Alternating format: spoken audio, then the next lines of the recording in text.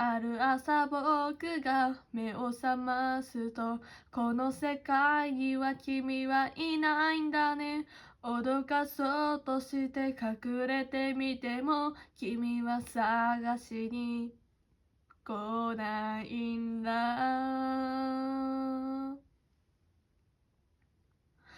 ああ、君はいつの日か深い眠りに落ちてしまうんだね。そしたらもう目を覚まさないんだね。僕らが今まで冒険した世界と、僕は一人で戦わなきゃいけないんだね。もっと火を吹くドラゴンも僕ら二人で戦ったね。勇者の剣も見つけてきたよね。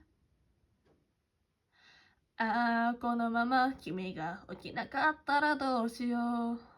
そんなこと思いながら君の寝顔を見ていたんだ。